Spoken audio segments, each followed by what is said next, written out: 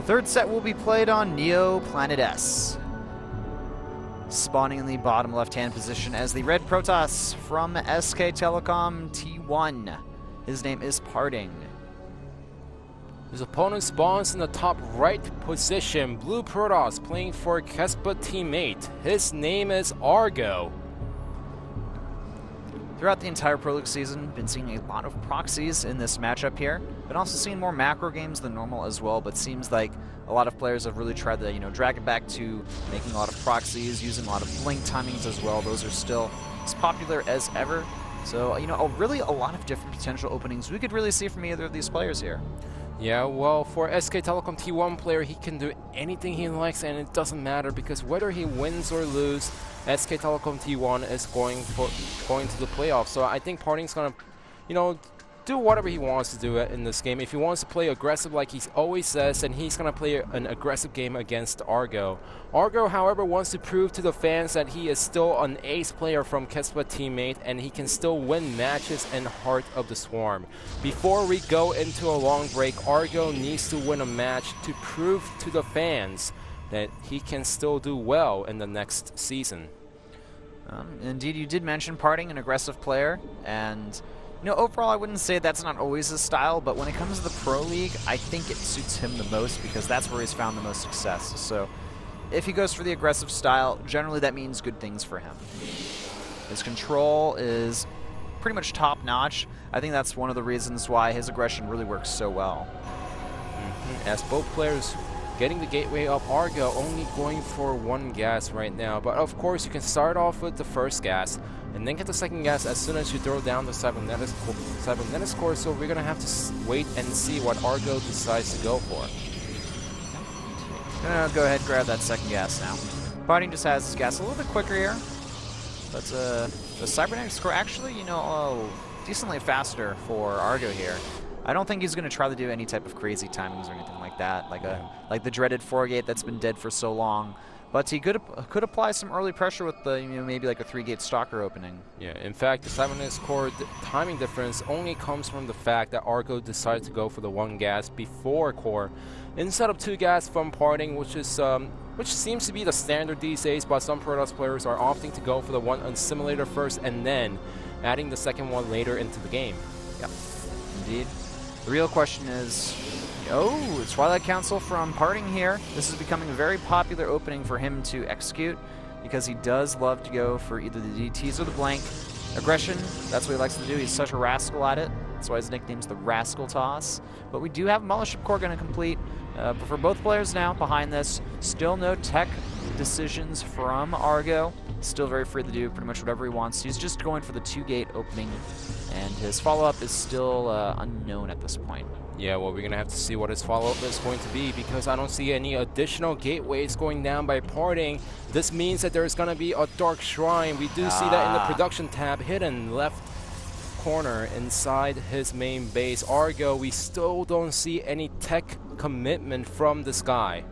Indeed we don't. He's chronoed out a few of the stalkers here, so he wants to be aggressive. Parting, he does not want to let that stalker get caught out of position here. The Mothership Core energy should be towards 100 pretty soon here, but it really, our Protoss player from SK Telecom needs to hold on and buy time. There is no proxy pylons out on the map, I believe, at the moment here from our SK Telecom player. He's making a robo behind this as well, so playing this very safe here. The problem is the Dark Shrine is almost finished for our Protoss player from SK Telecom T1, and Argo is going for a Nexus behind this. He doesn't have enough minerals and gas to go for the Robo. Indeed he does. All right, the Stalker's moving back. The Mothership Core, it's got the energy. Nexus Cannon goes down as well, and that's going to force these units back. This is certainly going to tip off Argo that Parting's up to something weird here, and we do see him get the Robo after the Nexus. The problem is, though, the Dark Templars are about to complete here. There's pylons on the map as well, very forward pylons that can help warp in these DTs here, and Parting's going to potentially be able to actually deny this expansion. Well, for now, the DT is warped in. The Robo from his opponent Argo is halfway done, but he does have a lot of sentries blocking the ramp, so the DT is going nowhere, as he can only eat away on the natural Nexus before the Observer comes out. All right, here comes the DT. Force Field goes down as well. Parting can't do anything in this situation. Argo completely ready for the Dark Templar attack here. So the DT, you know, it can pretty much back off, maybe hack away a few of the stalkers on the outside, but you know what, Parting is like, all right, I got you on the defensive. You made a lot of sentries, actually. I'm just going to make my expansion and kind of, you know, move into more of a macro game. That's what Parting is doing right now, as his opponent Argo is adding 2 additional gateways, but he knows that he can save the natural expansion also with the Observer out. So nice play by Parting. He keeps the DT alive to make sure that his Argo cannot easily push out on the map. I actually kind of wish that Parting would have made 2 DTs and focused on that Nexus, but of course, you know, he didn't know the exact opening of his opponent, so he couldn't figure that out. And this is looking like a potentially strong timing here from Argo. He's got, you know, some gateways. He's made a lot of gateway units as well. Nice snipe by Parting, taking out the Observer that was with the main army, so the DTs go unseen, however. And the DT is still alive and well in the middle of the map, somewhere hidden. These DTs could wreak havoc in Argo's main or natural if they're not dealt with early on here. And the DTs pretty much see everything. The problem is this is actually a really strong timing from Argo here. He has a lot of gateway units in this scenario. It's almost like a super 4-gate. And the Nexus cannon goes down at the natural, but look at the sentry count as well as the overall unit count here. But the problem is, where's the Observer at? Okay, looks like the DT will be taken out there. There's also an Observer at the natural.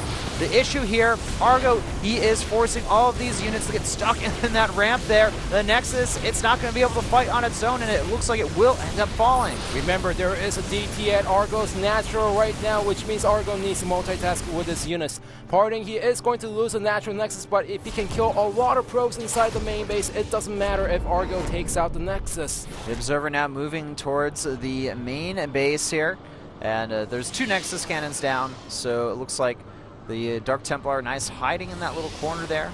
The Observer hasn't spotted it there. Oh, but Parting doesn't have enough gas for a force field, and he allows his opponent to barge up the ramp. And simply the Zealots now getting the surround on the Immortals. The force fields go down as well. Parting down to just a paltry amount of units here. Argo looking like he's going to be able to overpower his opponent. This is pretty much, I think there's like 4 gateways there, maybe 5 with this push here. Made the Nexus, and then he just went for the attack. Yeah, well, these Stalkers and Zealots are just ripping apart on units. Parting is waiting for the second Immortal, but we don't see any reinforcement units from Parting. Well, the DTs, though, they're actually cleaning up a lot of this army here. Where is the Observer for Argo? Did it get picked off here? No, it's actually at the natural, and Parting, he's going to actually be able to defend against this attack here. The problem, 28 probes have been killed from Argo's attack here. Yeah, that's the biggest problem, as Parting only has 5 probes left. His opponent Argo is well fortified inside his main base, so even if he needs to use the DTs to kill every single probe that Argo has, that is his only chance. Realistically, it's impossible for him to do so, however, as Argo has the Observers in position, and he knows that the only way that Parting can win is to kill the probes using the DTs. So Parting, I mean, he knows he's pretty much out of this game here. He's going to try to make a miracle happen. There's actually a Warp Prism here. The problem being, though, there are 2 Observers, 1 in the main, 1 in the natural. It's going to pretty much prevent any type of DT harassment working here. And, you know, Argo knows as long as he defends against DT harass, he wins. Yeah, well, Parting is slowly pushing on the map, still not giving up, and he's going to warp in some units inside the main base. But, you know, his micro earlier in the game was fantastic, sniping the Observer. If that can happen once again and snipe the Observer from his opponent, then he can still try to win this game. Parting losing a few precious units here. He simply doesn't have the economy to do that, though. And, you know, he's behind 40 supply from Argo. GG is called.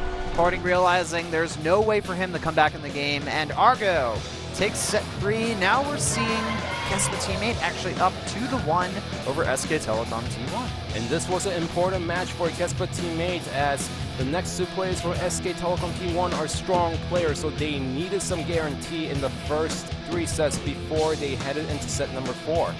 So the next set, it's going to be Rain versus Pig Baby on Akalon Wastes, another PvP. So the score being 2-1, Kespa teammate in the lead. We'll be back after this commercial break.